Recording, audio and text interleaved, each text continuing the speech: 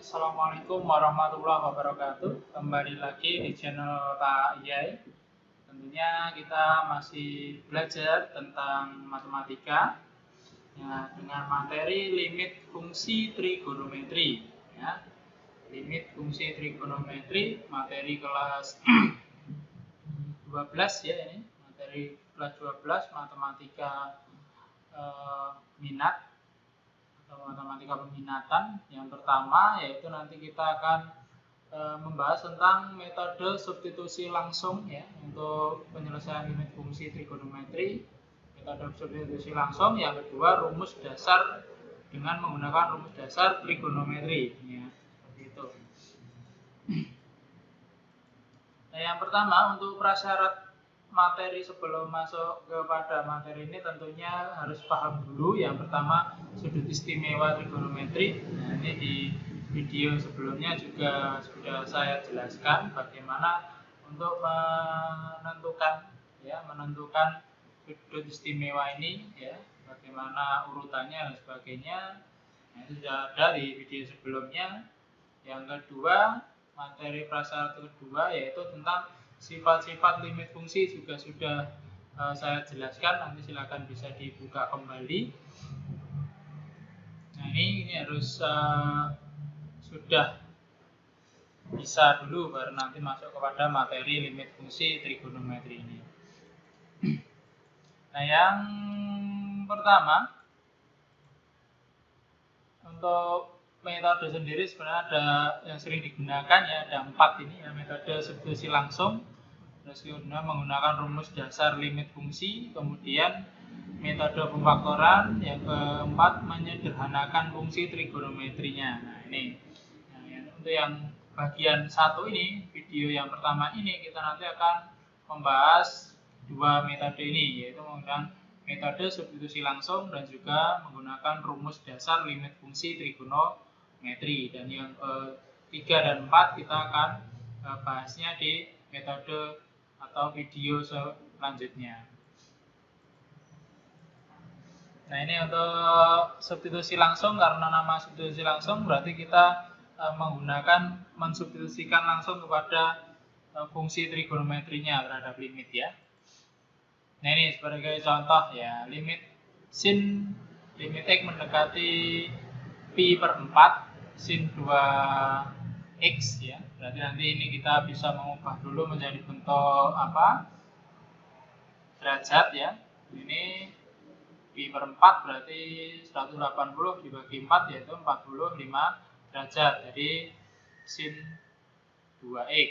Nah, kemudian karena substitusi langsung berarti kita langsung substitusikan 45 ke x-nya ya, menjadi sin 2 dikali 45 derajat. Berarti 2 kali 45 derajat 90 derajat. Berarti sin 90 derajat. Kita bisa melihat di sudut istimewa nilainya adalah 1. Kemudian contoh soal kedua. Nah, ini limit x mendekati 0 derajat dari sin x per sin x tambah cos x. Nah, ini juga bisa kita substitusikan langsung ya. Nah, ini jadi sin 0 derajat ditambah cos 0 derajat. Kemudian kita masukkan nilainya dari sin 0 itu berapa? Sin 0 itu 0, sin 0 0 ditambah cos 0 1. Nah, ini bisa dilihat di tabel trigonometri atau di tabel sudut istimewa sebelumnya tadi.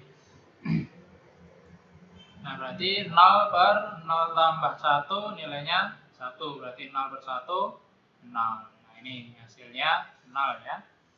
Kemudian yang cara kedua yaitu menggunakan rumus dasar limit fungsi trigonometri. Nah, ini perlu ada yang diingat, ada beberapa rumus dasar ya.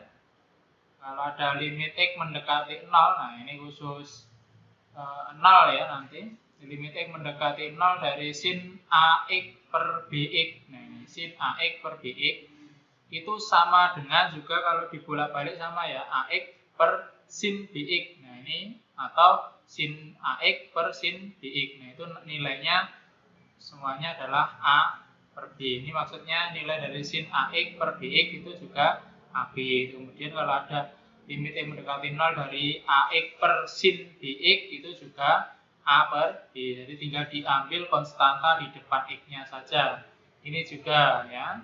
Dan ini juga yang diambil itu konstanta di depan X-nya saja dengan bentuknya sederhana seperti ini ya. Jadi yang atas ada sinnya, yang bawah tidak ada sinnya juga sama. Kemudian yang atas tidak ada sinnya, yang bawah ada sinnya itu juga sama juga. Kemudian yang atas ada sinnya, yang bawah ada sinnya juga diambil konstanta dari X-nya saja. Nah ini semuanya nilainya A per B ya, dilihat konstantanya saja. Kemudian juga sama untuk tan ya, untuk tan juga sama. Semisal ada tan X per BX, nah ini tan X per BX ini juga sama dengan A per B ya, ini hampir sama dengan sifat dari sin tadi, dilihat konstanta di depan X-nya saja, ini juga konstanta di depan X. Nah ini tinggal nanti dijadikan sebagai nilai dari limitnya itu. Kemudian juga akan berlaku jika sin per tan ya, sin per tan ya. Sin per tan, sinnya di atas, tannya di atas, nanti tinggal tannya di bawah, tinggal diambil konstantanya yang di depan X saja. Ini juga tan per sin juga sama, tan per sin juga diambil konstanta yang di depan X-nya saja. Dengan syarat itu tadi tidak ada embel-embel plus atau min dan sebagainya di belakang fungsi trigonometri ini ya. Nah, diambil konstantanya saja. Kemudian sifat keempat, nah ini ya, sifat keempat kita ada konstanta, jadi X min P juga sama ya, nanti X min P yang sini juga X min B, X min P juga sama, nanti berlaku juga sinnya di atas, sinnya di bawah juga sama, yang diambil adalah konstanta di depan. Nanti tinggal disesuaikan saja bentuknya biar sama, atas bawah ini sama ya. Maksudnya ini hampir sama dengan yang atas tadi, cuma ini nanti cuma bentuk modifikasi soal saja supaya nanti bisa menggunakan prinsip yang di atas ini ya. Tapi secara umum sama ya, yang di bawah juga sama, dan juga nanti juga akan berlaku juga ketika bentuknya itu sin tan A X min P per sin B X min P juga akan sama. Nah itu intinya konstantanya ini sama. Nah, nanti yang di depannya itu variabelnya ini sama, yang di depannya itu tinggal sebagai nilai dari limitnya. Nah itu ya, mudah ya untuk mengingatnya karena cukup sederhana. Kemudian kita masuk kepada beberapa contoh soal di sini. Contoh soal yang pertama, nah ini nilai dari limit X mendekati 0 dari sin 3X per 5X. Nah, kita menggunakan sifat yang pertama tadi ya, tinggal kita ambil konstanta dari X-nya, ini 3 per 5 gitu aja. Nah ini udah nilainya 3 per 5. Kemudian contoh kedua, nah ini beberapa pengembangan soalnya ya. Berarti ini nanti kita berdasarkan sifat limit ya, kalau penjumlahan berarti kita bisa membuat limit yang pertama ini dulu nilainya berapa, ini seberapa gitu kan, boleh ya tadi bisa sifat limit yang tadi sudah saya tampilkan. Ini berarti berdasarkan sifat dasarnya ya, berarti kita ambil konstantanya ya, karena tan itu juga mempunyai sifat dasar tadi, diambil konstanta yang di depannya ya. Nah ini 3 per 2 ditambah yang belakang juga sama. Ini kan kalau tidak ada angkanya di depan X berarti kan 1 ya, jadi 1 per 4. Nah di sini. Dan kalau sudah sampai sini tinggal operasi aljabar biasa. Nah, ini tinggal kita samakan penyebut, berarti ini 4 biar sama yang belakang. Kalau 4 berarti belakang yang bawah dikali 2, yang atas juga dikali 2 menjadi 6 ya. Tinggal penyebutnya sama, dioperasikan. 6 tambah 1 berarti 7 per 4, dibuat menjadi pecahan campuran menjadi 1 3 per 4 seperti itu. Kemudian untuk contoh ketiga, nah ini juga bisa kita buat menjadi penyelesaian dulu ya. Yang pertama kita bisa membuatnya menjadi dua bentuk seperti ini ya. Kita pisah seperti ini. Kalau ada penyebut, nah ini yang atasnya ada penjumlahan atau pengurangan, berarti kita bisa memisahkannya menjadi membuat dua pecahan, yaitu sin 3x per 2x tambah tan 4x per 2x. Nah, ini masing-masing sudah punya pasangan dan berdasarkan sifat dasar tadi, berarti tinggal kita ambil saja ini ya konstanta di depan x-nya. Jadi 3 per 2, yang sini 4 per 2. 3 per 2 ditambah 4 per 2. Tinggal penyebutnya sudah sama, dioperasikan saja menjadi 7 per 2. 7 per 2, pecahan campurannya 3, 1 per 2 ya, ini maaf, 3, 1 per 2. Kemudian ya untuk contoh soal keempat ya, x pangkat x kuadrat ya, limit x mendekati 0 x kuadrat dikali sin 3x per 5x dikali tan kuadrat x. Nah, ini perbedaan penulisan aljabar dengan trigonometri ya. Misalnya di x-nya di sini, kalau trigonometri itu yang dikuadratkan ya. Ya kalau tan kuadrat maksudnya adalah tan dikali tan. Nah, tannya ini ada 2 atau tangannya ini ada 2. Ada 2 perkalian ya, bukan x-nya yang kuadrat tapi tan-nya ya, kasus ini. Berarti nanti ini kita bisa menjabarkannya dulu ya. Kalau x kuadrat berarti nanti x kali x dikali sin 3x ya. Yang bawah 5x. Nah, ini ada tan kuadrat x. Tan kuadrat x itu berarti tan x dikali tan x ya. Kita pecah-pecah semua. Nah, kemudian tinggal kita pasangkan, kan sudah jelas ya ini. Berdasarkan sifat limit tadi dan juga rumus dasar.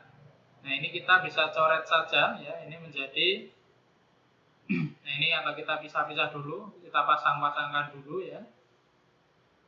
Nah, ini boleh kita langsung coret saja ya, ini karena tidak ada trigonometrinya, boleh kita coret di sini menjadi 1 per 5. Kalau ini tidak boleh dicoret ya, karena trigonometri, ada trigonometri di sini. Ini merupakan sudut, ini merupakan bentuk aljabar ya. Nah, bentuk aljabar berarti ini dan ini tidak boleh untuk dicoret seperti itu karena ini sudut ya, beda dengan yang atasnya ini. Nah, ini dalam sifatnya tadi yaitu diambil konstanta di depannya ya. Ini kalau ada berarti 1, ini juga 1, berarti 1 per 1. Kemudian ini sama juga sifatnya tadi juga ada sin tan. Jadi diambil konstantanya saja 3 per 1. Nah, itu tinggal kita peroleh ini. Dan kalau perkalian itu tidak disamakan penyebut ya. Perkalian itu yang atas dikalikan semua, yang bawah dikalikan semua ya. Atau kalau ada yang bisa dicoret, dicoret, karena 1 nggak perlu dicoret, langsung aja 1 kali 1 kali 3 berarti 3, 5 kali 1 kali 1 berarti 5. Sudah ketemu hasilnya 3 per 5 seperti itu. Nah, itu untuk limit fungsi trigonometri yang pertama, yaitu tentang penggunaan substitusi langsung dan juga menggunakan rumus dasar trigonometri ya. Limit fungsi trigonometri cukup mudah dan tentunya harus tetap banyak latihan ya, karena semakin kita banyak latihan, semakin kita mudah untuk memahami tentang matematika ini. Nah, itu sekian dari saya. Semoga bermanfaat. Wassalamualaikum warahmatullahi wabarakatuh.